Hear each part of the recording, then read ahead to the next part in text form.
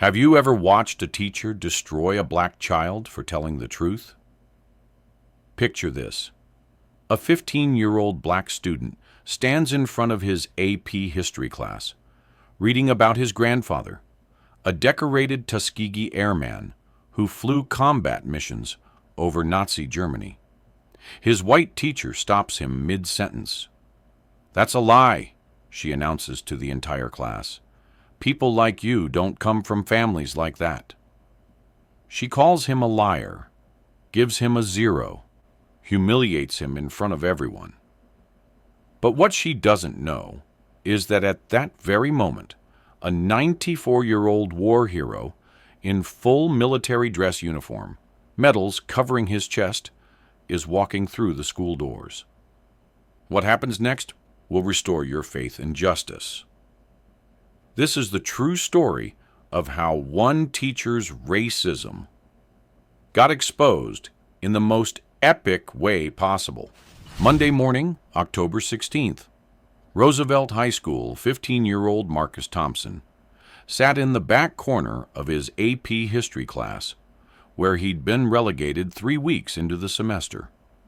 Not because he was disruptive, not because he couldn't see the board, but because Mrs. Eleanor Cunningham had very specific ideas about which students belonged in the front row of her advanced placement classes.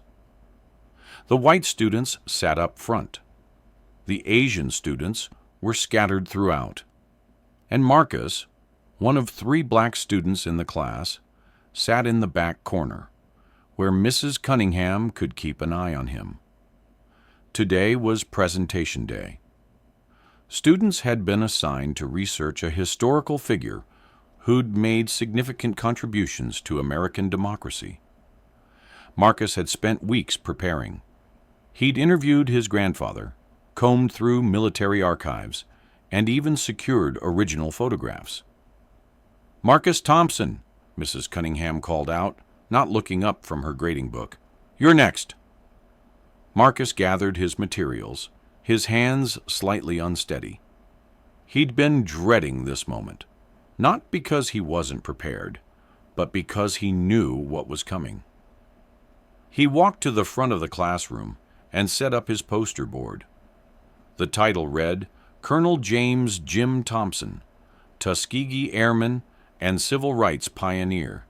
"My project is about my grandfather," Marcus began, his voice clear despite his nerves. "Colonel James Thompson served as a Tuskegee Airman during World War II. He flew 127 combat missions and was awarded the Distinguished Flying Cross, the Bronze Star, and—" "Stop!" Mrs. Cunningham's voice cut through the classroom like a blade. Marcus froze mid-sentence. "Marcus, this is an AP history class. We're here to study real history, not family folk tales." The classroom went silent. 23 students turned to stare. "Ma'am, my grandfather really was—" "I've been teaching history for 32 years. Mrs. Cunningham stood from her desk, her arms crossed. "The Tuskegee Airmen were a very small, very select group. The chances that your grandfather was one of them are infinitesimally small." Marcus felt his face grow hot. "But he was. I have his medals at home. I have photographs of him with his squadron." "Or," Mrs. Cunningham said, her voice dripping with condescension, "you have photographs of someone's grandfather that you found online. You have medals purchased from a military surplus store. That's not—" "Marcus, I understand the desire to make your family history seem more impressive than it is. Many students from your background feel the need to embellish." "From your background." The words hung in the air like poison.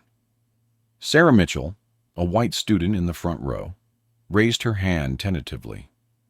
"Mrs. Cunningham, maybe we should just let Marcus finish his—" "Sarah, I appreciate your kindness, but this is a teaching moment." Mrs. Cunningham walked closer to Marcus. "Class, what we're witnessing here is a phenomenon called stolen valor. It's when someone falsely claims military service or honors they didn't earn. Marcus's hands clenched into fists at his sides. My grandfather earned every single one of those medals. Then surely you have documentation, military records, official certificates. Mrs. Cunningham extended her hand. Show me proof. They're at home. How convenient. I can bring them tomorrow. No, Marcus. What you can do is sit down. And tomorrow you'll present on a real historical figure, not a fabricated one. Your grade for today's presentation is a 0. But I spent 3 weeks. Sit down. The walk back to his seat felt like miles. Every eye in the room followed him. Some looked sympathetic. Others looked uncomfortable. A few looked vindicated, like they'd always suspected Marcus didn't belong in an AP class. He sat down, his project board still at the front of the room, a monument to his humiliation. Mrs. Cunningham continued with the next presentation as if nothing had happened. But something had happened. Something that would unravel in the days to come, in ways no one could predict. That evening, Marcus sat at the kitchen table, pushing his food around his plate. His mother, Dr. Diane Thompson, a neurosurgeon at City Memorial Hospital, noticed immediately. Baby, what's wrong? Marcus looked up at his mother, then at his father, David Thompson, an architect. How could he explain? How could he tell them that no matter how accomplished their family was, no matter how hard they worked, people would still look at them and see less? My history teacher called Grandpa Jim a liar today. The fork in his mother's hand froze halfway to her mouth. Excuse me? The story spilled out, the presentation, the accusation, the humiliation. By the time Marcus finished, his father's jaw was clenched so tight it looked painful. She said what? David's voice was dangerously quiet. She said I was making it up, that I probably bought fake medals and found pictures online. She gave me a 0. Diane set down her fork carefully. Did you record this? Marcus nodded slowly. I've been recording classes since she started making those comments about urban students not being ready for AP coursework. Get your phone. 10 minutes later, Marcus's parents sat in the living room, listening to the recording. With each passing second, Diane's expression grew more stone-faced. David's hands gripped the armrests of his chair. When the recording ended, Diane picked up her phone. Who are you calling? Marcus asked.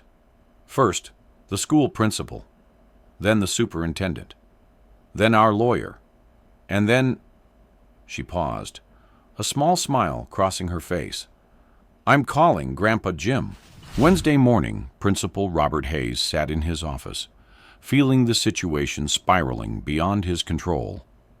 In the past 48 hours, he'd received a formal complaint from Dr. Diane Thompson, complete with audio recording, a phone call from the school district's superintendent, a letter from the Thompsons' attorney threatening a discrimination lawsuit, and most troubling, a call from someone at the Pentagon asking about an incident involving the grandson of Colonel James Thompson. Principal Hayes had tried to handle it quietly. He'd called Mrs. Cunningham in for a meeting, played her the recording, and suggested she apologize. Mrs. Cunningham had refused. I will not apologize for maintaining academic standards, she'd said, her voice sharp. That boy was clearly lying. Tuskegee Airmen are American heroes. You can't just claim to be related to one without proof. He offered to bring proof. Intense. Robert, I've taught in this district for 3 decades. I know when students are being dishonest. And that boy, Marcus Thompson, That student is trading on racial sympathy to avoid academic rigor. Principal Hayes had stared at her, seeing clearly for the first time the depth of her bias. Eleanor, that recording could end your career. Then it will end. But I won't apologize for something I don't believe I did wrong. Now sitting in his office on Wednesday morning, Hayes wondered how everything had gone so wrong so fast. His secretary's voice came through the intercom. Principal Hayes, there's a situation developing in the front parking lot. What kind of situation? I think you should come see for yourself. The parking lot of Roosevelt High School had never seen anything like it. 3 military vehicles, not civilian cars, but actual military transport, pulled into the front circle. Men and women in dress uniforms stepped out first, checking the perimeter with practiced efficiency. Then, from the center vehicle, 2 men emerged.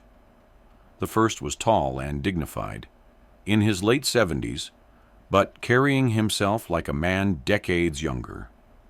His Air Force dress blues were immaculate. On his chest, an array of medals told the story of a lifetime of service. Distinguished Flying Cross, Bronze Star, Air Medal with oak leaf clusters, World War II Victory Medal. Colonel James Jim Thompson, Tuskegee Airman. The second man was younger, perhaps 50, wearing an Army uniform. 3 stars on his shoulder indicated his rank, Lieutenant General. Lieutenant General Marcus Thompson Sr., Marcus's uncle, named after his father, the colonel. Together, they walked toward the school entrance. Students poured out of classrooms, faces pressed against windows. Teachers abandoned their lesson plans. Everyone wanted to see the 2 uniformed officers striding through the hallway with quiet authority. Principal Hayes met them at the main office, his face pale. Colonel Thompson, General Thompson, we weren't expecting. Where's my grandson?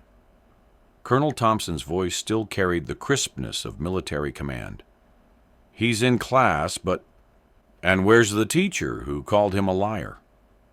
Hayes swallowed hard. Mrs. Cunningham is teaching her 4th period AP history class. Perfect, General Thompson said, his voice quiet but carrying an edge. Let's not interrupt her lesson. The walk to room 307 felt like a funeral march. Principal Hayes led the way, followed by Colonel Thompson, General Thompson, and a school security officer who joined them simply because he couldn't believe what he was seeing. They stopped outside the classroom.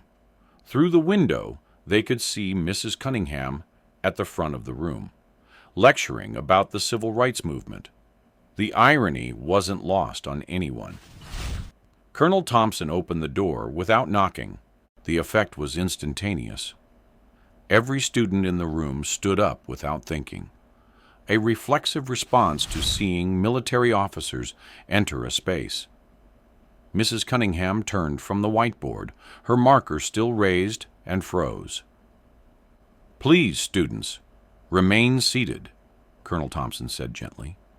They sat slowly, eyes wide, not sure what was happening. Marcus sat in his back corner seat, his mouth open in shock. Grandpa!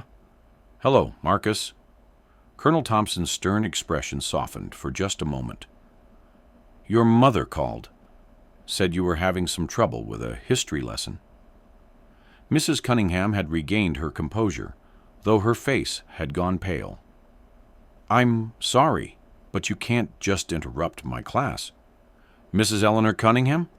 General Thompson stepped forward. I'm Lieutenant General Marcus Thompson Sr., United States Army. This is my father, Colonel James Thompson, United States Air Force, retired. I don't understand. You called my nephew a liar 3 days ago. The general's voice was controlled, professional, but underneath was steel. You told him his grandfather. This man standing before you was a fabrication.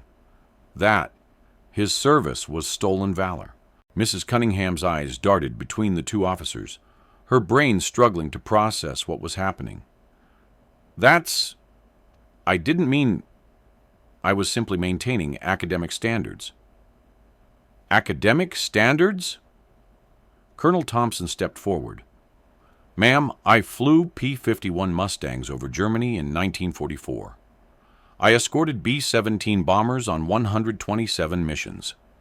My squadron, the 332nd Fighter Group, never lost a single bomber to enemy fighters when we were on escort duty. Not one. He moved closer to her desk. I watched 19 of my fellow airmen die in combat. I flew through flak that tore holes in my aircraft. I landed planes that by all rights should have crashed. I did this while being called every racial slur you can imagine by the same military I was defending. Mrs. Cunningham's hands gripped the edge of her desk. After the war, I couldn't eat at the same restaurants as the German POWs I'd helped capture. I couldn't use the same water fountains. I had a uniform full of medals, and a country that still saw me as second class. His voice never rose, but every word landed like a hammer. So when you tell my grandson, my legacy, that his family history is a lie, when you humiliate him in front of his peers, when you give him a 0 for telling the truth about his grandfather's service, he paused. What you're really saying is that people like us, black people, can't possibly have accomplished anything worth respecting. The silence in the room was absolute. Mrs. Cunningham's face had gone from pale to red. Colonel, I apologize if I... You don't apologize to me, ma'am. You apologize to Marcus. She turned to face Marcus, who still sat frozen in his back corner seat. Marcus, I made a mistake. I should have what? The voice came from Sarah Mitchell, the white student who'd tried to defend Marcus earlier. She stood up, her face flushed with anger. Should have listened to him. Should have believed him. Should have treated him like you treat the rest of us. Other students began standing. One by one, they rose from their seats.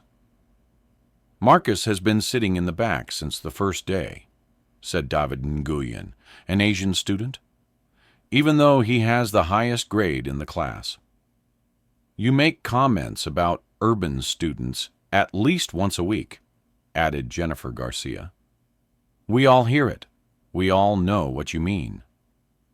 You give white students extensions on assignments, but mark us late for being 1 day behind, said Tyrell Jackson, another black student. The dam had broken. Years of microaggressions, subtle discrimination, and racial bias poured out from students who'd finally found their voice. Mrs. Cunningham looked around the classroom, seeing clearly for the first time the damage she'd done.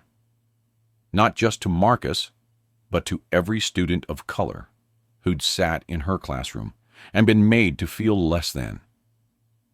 I never meant to. Her voice trailed off. That's the problem with bias, Mrs. Cunningham, General Thompson said quietly. You never mean to. But you do it anyway. What happened next wasn't dramatic. There was no shouting, no threats, no viral video moment. Instead, Colonel Thompson reached into his jacket and pulled out a folder. He handed it to Principal Hayes. This is a complete record of my military service. Every mission, every commendation, every aircraft I flew. It's been verified by the National Archives and the Tuskegee Airman National Historical Museum. He pulled out another folder. This is the formal complaint my family is filing with the school district, the State Department of Education, and the NDEACP Legal Defense Fund. And a third folder. This is a list of 12 other students of color in this school who've approached my family since Monday with similar complaints about discriminatory treatment. Principal Hayes took the folders with shaking hands. "And finally," Colonel Thompson said, pulling out a small business card, "this is the number for the reporter from the Washington Post who's driving up from D.C. to cover this story. She'll be here in about an hour." Mrs. Cunningham sank into her desk chair. The next 3 weeks were a whirlwind. The Washington Post story went national. Tuskegee Airman confronts teacher who called his legacy a lie appeared on front pages across the country. The school district placed Mrs. Cunningham on administrative leave pending investigation. But the investigation revealed something far more troubling than one teacher's bias. Records showed that over the past decade, students of color in Mrs. Cunningham's AP classes received failing grades at twice the rate of white students, despite equivalent test scores. She'd referred 17 black students for disciplinary action, compared to 2 white students. Her grade distributions showed a consistent pattern of racial disparity. The district's investigation expanded to examine the entire school. What they found was systemic. Black students were suspended at 5 times the rate of white students for identical infractions. AP and honors classes were overwhelmingly white and Asian, despite a diverse student body. School counselors routinely steered students of color away from advanced coursework. Roosevelt High School wasn't unique. It was typical. Mrs. Eleanor Cunningham resigned in November. In her resignation letter, she wrote, "I spent 32 years believing I was a good teacher. It took one 15-year-old boy telling the truth about his grandfather to show me that I was part of a system designed to diminish students of color. I cannot undo the harm I've caused, but I can stop causing new harm." Some called it a cop-out. Others saw it as the beginning of accountability. The school board implemented sweeping changes. 1. Mandatory implicit bias training for all staff, including administrators. 2. Creation of a student oversight committee with the power to report discriminatory behavior. 3.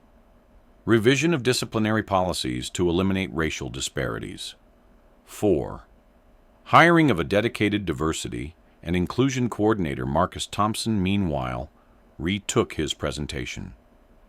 This time, his grandfather sat in the front row, in full dress uniform. Marcus spoke about the Tuskegee Airmen, about the Double V campaign, victory abroad against fascism, victory at home against racism, about men who fought for a country that didn't treat them as equal citizens. When he finished, the entire class stood and applauded, not because they felt sorry for him, but because for the first time they were really listening. Sarah Mitchell approached him after class. "I should have said more on Monday. I should have stood up for you." "You tried," Marcus said. "Not hard enough." She paused. "I'm sorry." "Thank you," Marcus said simply. And he meant it. Colonel Thompson's visit to Roosevelt High School sparked a movement. Within months, 3 other students came forward with their own stories of discrimination, not just at Roosevelt, but at schools across the district. Each story was different, but the pattern was the same: assumptions about intelligence, character, and capability based on race. A coalition formed, students, parents, educators, and community members demanding change. They called themselves the Truth Project. Their mission was simple: force schools to confront racial bias honestly. The local NAACP chapter offered legal support. The ACLU got involved. National civil rights organizations provided resources and guidance. By spring, the Truth Project had expanded to 12 school districts across 3 states. Marcus became one of its youth leaders. He spoke at school board meetings, gave interviews, shared his story over and over, not because he wanted attention, but because he knew his grandfather's legacy deserved better. My grandpa and the Tuskegee Airmen fought Nazis, Marcus said at one school board meeting. They came home and fought Jim Crow. The least I can do is fight classroom racism. The fight wasn't easy. There was backlash. Anonymous online comments called Marcus a troublemaker. Some parents complained that the focus on racial bias was divisive. School board members worried about lawsuits and negative press. But Marcus kept pushing forward, supported by his family, his community, and a growing coalition of students who refused to be silenced. October 16th, 1 year after the incident, in room 307. Roosevelt High School looked different now. Not physically. It was still the same building, same hallways, same classrooms. But the culture had shifted. The school hosted its first annual Tuskegee Airman Heritage Day, organized by students and supported by the local Veterans Affairs Office. Colonel James Thompson stood at the front of the auditorium, addressing an assembly of 800 students, teachers, and community members. A year ago, my grandson was humiliated for telling the truth about his heritage, he began. Today we celebrate not just the truth, but the courage it took to stand in that truth. He paused, his eyes scanning the crowd. I'm 94 years old. I've seen a lot of change in my lifetime. I've seen legal segregation end. I've seen the civil rights movement transform America. I've seen the first black president elected. His voice grew stronger. But I've also seen how racism adapts. It doesn't always wear a white hood anymore. Sometimes it wears a teacher's badge and hides behind academic standards. Sometimes it looks like good intentions while doing terrible harm. He looked directly at the students. The fight isn't over. It will never be completely over. But every time you speak up, every time you refuse to accept less than you deserve, you win a battle in that fight. The auditorium erupted in applause. Marcus sat in the front row, his mother on one side, his father on the other. His uncle, the general, sat beside his grandfather, 3 generations of excellence and service. After the assembly, Marcus walked through the hallways of Roosevelt High. Students nodded at him respectfully. Teachers greeted him warmly. The new AP history teacher, a black woman named Dr. Simmons, gave him a high five. "Ready for your college applications?" she asked. Marcus grinned. "Almost done. Columbia is my first choice." "Following in your mother's footsteps?" "Nah, I'm thinking law school after undergrad. Civil rights law." Dr. Simmons smiled. "Your grandfather would be proud." "He already is," Marcus said softly. "But I've also seen how racism adapts. It doesn't always wear a white hood anymore. Sometimes it wears a teacher's badge and hides behind academic standards. Sometimes it looks like good intentions while doing terrible harm." He looked directly at the students. The fight isn't over. It will never be completely over. But every time you speak up, every time you refuse to accept less than you deserve, you win a battle in that fight. The auditorium erupted in applause. Marcus sat in the front row, his mother on one side, his father on the other. His uncle, the general, sat beside his grandfather, 3 generations of excellence and service. After the assembly, Marcus walked through the hallways of Roosevelt High. Students nodded at him respectfully. Teachers greeted him warmly. The new AP history teacher, a black woman named Dr. Simmons, gave him a high five. "Ready for your college applications?" she asked. Marcus grinned. "Almost done. Columbia is my first choice." "Following in your mother's footsteps?" "Nah, I'm thinking law school after undergrad. Civil rights law." Dr. Simmons smiled. "Your grandfather would be proud." "He already is," Marcus said softly. That evening, Marcus sat at his desk, working on his college essay.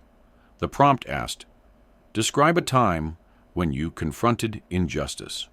What did you learn?" He wrote, "A year ago, my history teacher called my grandfather a liar. She tore up my presentation, gave me a 0, and humiliated me in front of my entire AP class. Her reason?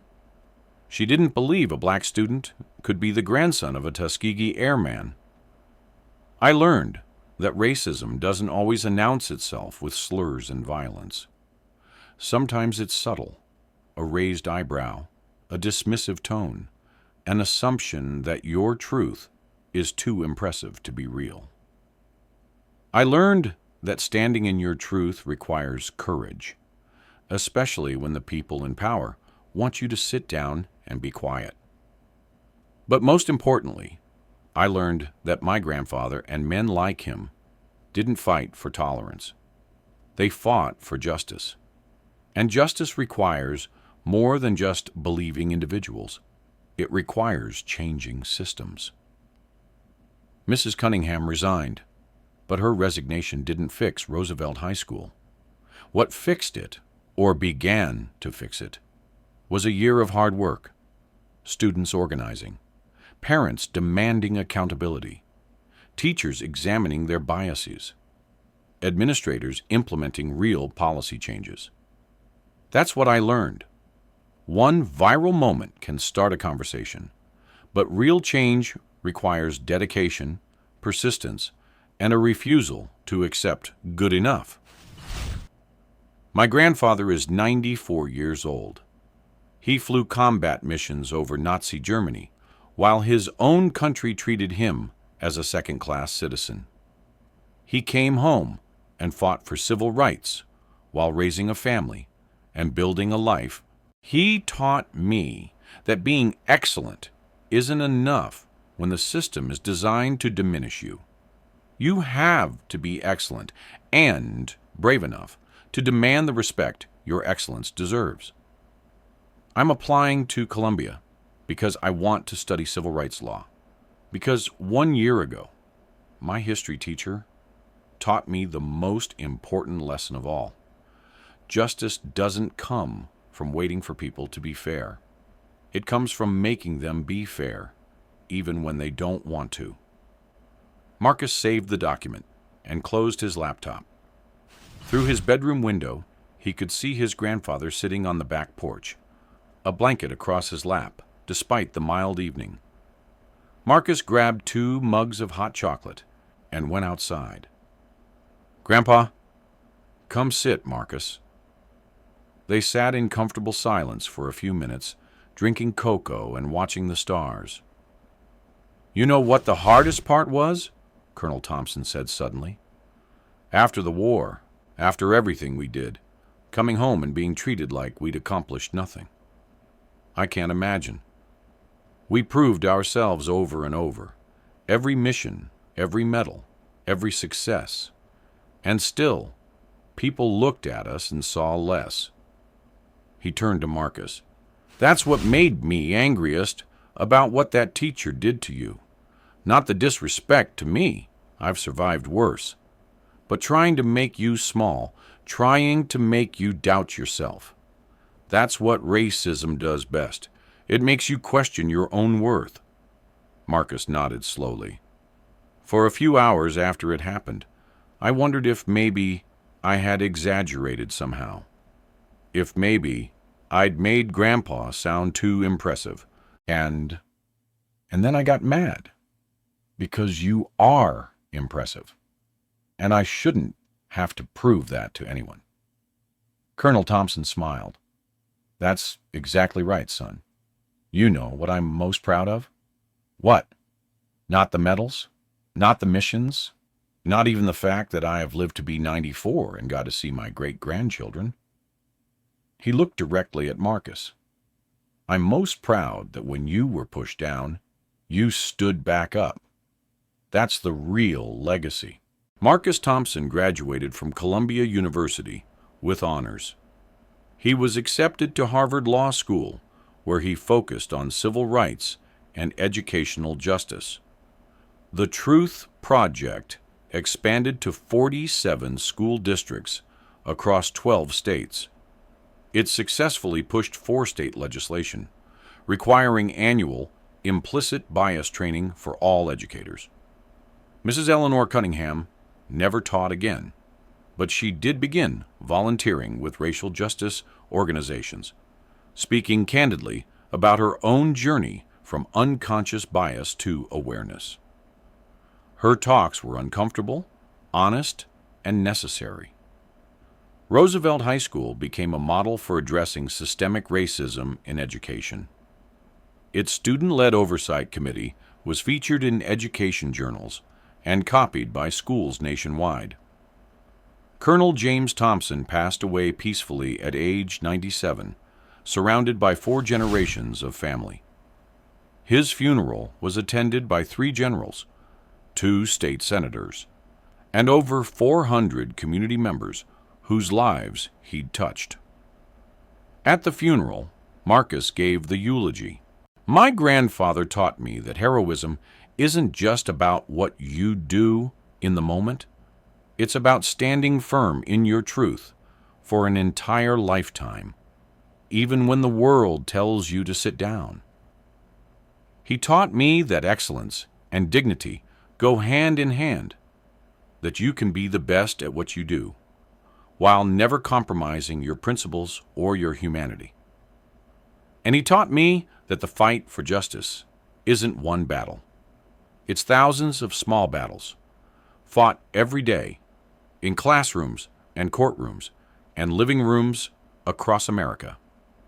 Marcus paused, looking at the flag-draped casket. A teacher once told me my grandfather was a liar. She was wrong about him, but she was right about one thing. Stories about people like my grandfather do seem too good to be true. Because we've been conditioned to believe that black excellence must always come with an asterisk, that our achievements must be questioned before they're celebrated. My grandfather didn't accept that asterisk, and neither will I. The funeral attendees stood and applauded, not because it was appropriate at a funeral, but because some truths demand recognition. This story began with a lie, or rather, with someone calling the truth a lie. It ended with a movement.